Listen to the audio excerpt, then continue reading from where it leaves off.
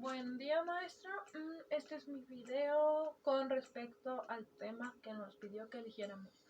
Yo elegí exponer o platicarle acerca del maíz.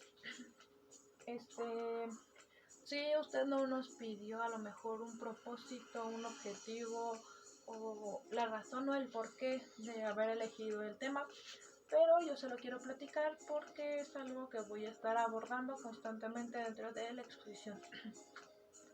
A lo largo de las generaciones de mi familia se ha cultivado mucho el maíz. Por lo general, tengo entendido, desde mi tatarabuelo, mis bisabuelos, mis abuelos, mis papás y ahora mis tíos, primos y mi hermano han cultivado maíz. Han tenido sus milpas, han trabajado para alguien que las tiene, han rentado tierras y han sembrado y han vendido. Muchos han mantenido de ello y muchos otros solo lo han hecho de vez en cuando. De hecho, ahora en mi casa hay una pequeña milpa, una pequeña huerta familiar. Bueno, vamos a comenzar.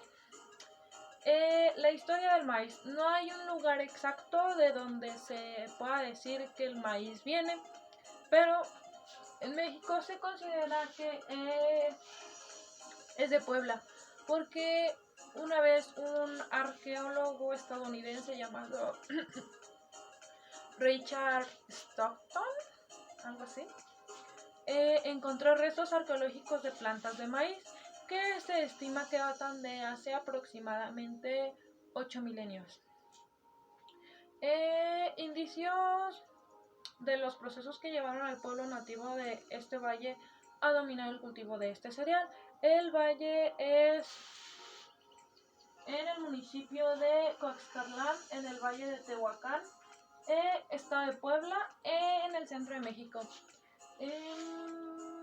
Se cree que estas plantas fueron comenzadas a cultivar por agricultores hace entre 7.000 y 10.000 años. Es el promedio que les hablaba de más o menos hace 8 milenios. El ciclo biológico del maíz.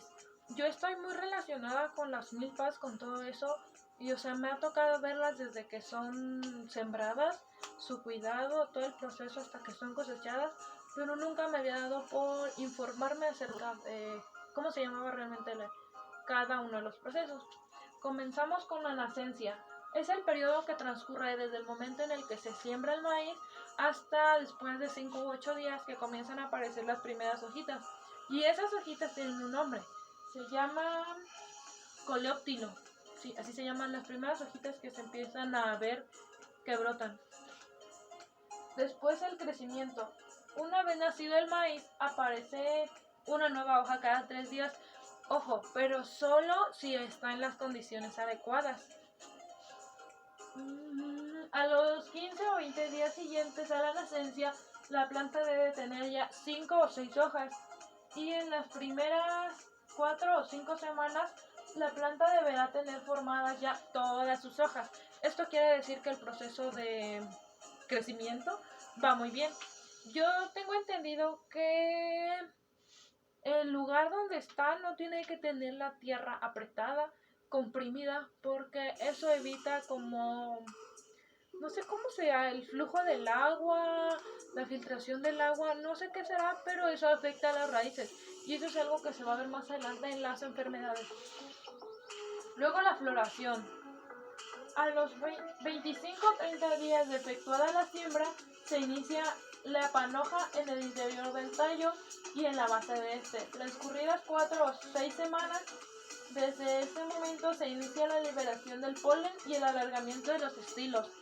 Esto es cuando las hojas que empiezan a salir del tallo empiezan a crecer, se empiezan a hacer como muy estorbosas realmente. La fructificación. Con la fecundación de los óvulos por el polen, esta se inicia una vez realizadas los estilos de la mazorca, que también son conocidos como sedas, cambian de color tornándose un color castaño. Luego la maduración y secado. Hacia el final de la 8ª semana después de la polinización, el grano alcanza su máximo de materia seca, considerándose que ha llegado a su madurez fisiológica, entonces suele tener alrededor del 35% de humedad. Esto quiere decir que el grano está completamente listo para ser cosechado. Y tengo entendido que si se deja pasar, o sea que sí se guardan a veces mazorcas para hacerlas, para que se conviertan en maíz como duro, no sé cómo se llaman. Es el que utilizamos para las tortillas. Lo sé porque mi mamá, bueno, todas las mujeres de mi familia son bien tortilleras, todas hacen tortillas bien seguido. Tipos de maíz. Existen realmente 64 tipos de maíz reconocidos en México, pero yo solo agarré como que los más conocidos y eso me faltaron los que son como de color. El maíz palomero que todos conocemos, con el que hacemos las palomitas, se puede encontrar principalmente en el centro y el norte del país. Es de forma cónica y cada mazorca tiene alrededor de 20 hileras de granos color blanco y amarillo. El maíz cacahuacintle, más de los valles centrales y típico de la época de lluvia, su mazorca tiene 14 hileras de granos blancos. Su textura es un poco harinosa pero deliciosa. Este maíz yo lo he visto cuando hacen el pozole y dicen que también es el que en ocasiones llegan a vender en los esquites. Maíz jala, probablemente el más común, delgado con granos pequeños y 14 hileras cada mazorca. De este es el que venden en puestos callejeros.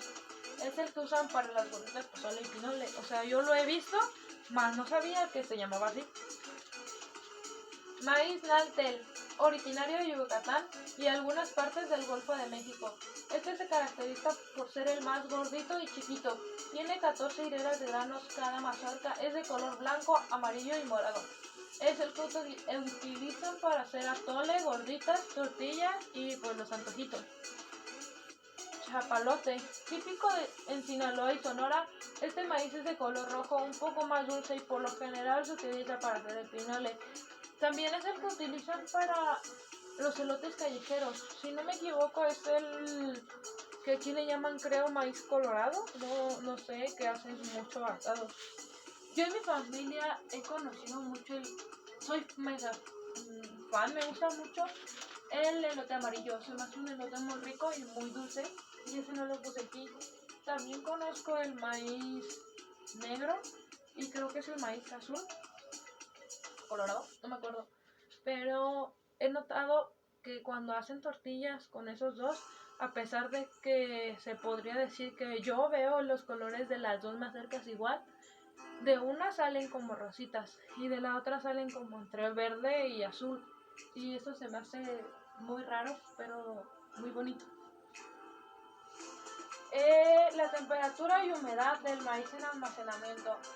Mientras estaba investigando me topé con imágenes de como unas chocitas como de paja que hablan acerca de que ese es un almacén de maíz. O sea, yo realmente nunca he visto uno de esos, pero dice que lo conserva bien. Para un buen almacenamiento, el grano debe ser entre 12 y 14% de humedad con una temperatura de 25 grados centígrados Celsius y 30 grados Celsius y con una humedad relativa del 70%, llegando así a un punto de equilibrio para establecer un buen almacenamiento. Por ejemplo, en los silos tienen muchos parámetros que cuidan mucho para que el maíz esté a salvo ahí, porque el aire tiene humedad. Entonces, si al maíz le pega el aire, este se humedece y pierde calidad. La calidad del maíz está asociada tanto con su constitución física, que determina la textura y dureza, como su composición química, que define el valor nutricional, y las propiedades tecnológicas, y con ello destina la producción. Para las industrias se requieren granos sanos, limpios, uniformes de tamaño, textura y color. Estuve leyendo que no todos los procesos piden las mismas características para considerarlos de calidad. Existen los procesos como para ser genéticamente modificados y piden características diferentes, como para los procesos donde el maíz va a servirles como semilla o donde el maíz va a ser consumido. ¿Qué me falta? faltan las enfermedades, las plagas. Dentro de las plagas me confundieron un poco porque, o sea, yo conozco un gusano y aquí me sale, lo conozco por un nombre, entonces me confunden mucho los nombres. Por ejemplo, el taladro del maíz, no sé si este mismo es el que llaman pulgón cogollo, al que yo conozco como gusano cogollero. En mi casa, bueno, yo siempre he visto que los elotes cuando los compras o los cosechas, cuando los abres muchos traen un gusanito. Es un gusanito chiquito que cuando lo tocas se enrosca. Y aquí me salieron dos con características muy similares, así que yo los escogí. Y no sé si en todas las casas hagan eso o qué onda con mi familia, pero cuando salen esos gusanitos los ponen a asar, sí, sí, en un comal con fuego abajo. Los asan y se los comen. Dicen que están buenos, no sé. Aquí dice que es el taladro del maíz. Es la oruga de la polilla sésamo. No, sesamia. Se introduce en el tallo de la planta y en sus mazorcas devorándolas desde el interior. Para poder combatirlas se pueden usar insecticidas, pero es necesario aplicar sobre las mazorcas cuando están creciendo. Esto porque en cuanto la mazorca es completamente madura, el gusano lo es también, o sea, ya es como fuerte y ya no le pueden hacer mucho. No sé si se alcanza a ver, pero ahí está el gusanito devorándose el elote. Luego el gusano gris son larvas de mariposas de distintas especies. Tienen un tamaño de unos 5 centímetros y se enroscan sobre sí mismas ante el peligro. O sea, hacen lo mismo que ese, solo que este deja como que más rastros, creo, y es gris. No sé si se alcanza a ver, tal vez no. Bueno, ese sí. Luego las enfermedades. Está el achaparramiento del maíz u hoja colorada. Es transmitida por chicharritas de las especies Dalbulus, Maidis y de Elinatus, entre otras. La mayoría de las enfermedades que voy a mostrar son transmitidas por hongos. Discúlpeme si no puedo pronunciar bien los nombres, pero es que sí están bien complicados. Las hojas más jóvenes se colorean rojizas, amarillas o púrpuras. El achaparramiento se debe al acortamiento de los entrenudos. Se observa una ramificación excesiva de raíces, hacen que no produzca mazorca, su diámetro reduzca o la formación del grano es deficiente. Realmente esto sí hace perder bastante las cosechas porque, o sea, nadie va a querer una mazorca mal hecha. ¿Sí me explico? O sea, quedan chiquitas, uno que otro grano que le sale, y pues no. Pudrición de la raíz y del tallo. Es de lo que les hablaba del agua. Es generalmente por hongos, ocurre desde la siembra durante la germinación y el desarrollo del cultivo. De la raíz, la planta presenta un color amarillento, falta de vigor y estrangulamiento a nivel de la base del tallo, ocasionando la muerte de esta. Las condiciones que favorecen son suelos probablemente drenados, con excesiva compactación y una temperatura base de 10 a 13 grados. Esto es a lo que me refería con que no pueden estar 100% comprimidas. La otra es la pudrición del tallo. Esta se empieza a ver realmente solo en el tallo, pero poco a poco toda la planta se va a ir secando, se va a ir muriendo. Y esto es lo que desencadena cuando, por ejemplo, hace mucho aire y todas las plantas se van de lado, es porque están débiles por la pudrición del tallo. Y esto cuando pasa la rastrilladora, la que usan para cosechar, no puede jalar las mazorcas por el hecho de que están tiradas y entonces pues se traduce como una pérdida.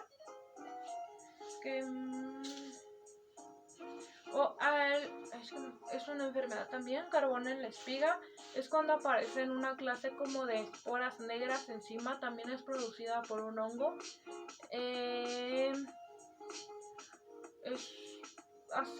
Sí genera pérdidas de alrededor del 30% de la mazorca, porque se empieza como si se deshiciera y se ve todo se ve negro.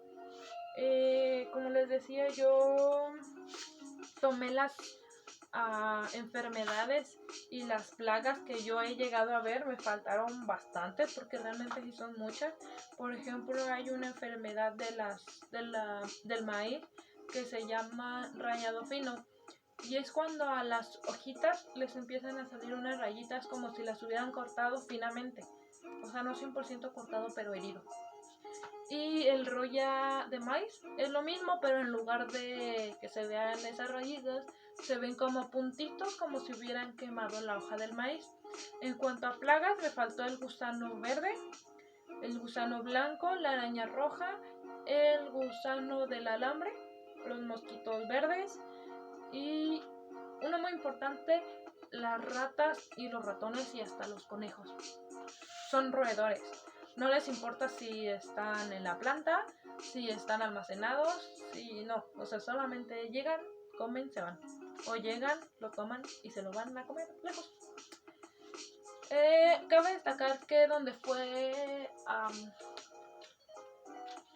es reconocido que se originó el maíz, se caracterizaba por la sequedad de su clima. Muy pocas veces llovía, el promedio anual era muy reducido. Y eso me imagino que tiene algo que ver con el hecho de que necesitan condiciones específicas el maíz para poder crecer adecuadamente. En mi opinión, esta exposición fue muy interesante, me gustó mucho. No me arrepiento de haber elegido el maíz. Se me hizo algo que me hace, para mí, crecer como persona, porque es parte de mi historia, es parte de mi vida el maíz. O sea, he crecido entre milpas. Y espero, maestra, que a usted también le haya gustado. Gracias por su tiempo, gracias por su atención. Y pues que tenga un bonito día, mañana, noche, tarde, a la hora que sea que esté viendo este video. Gracias.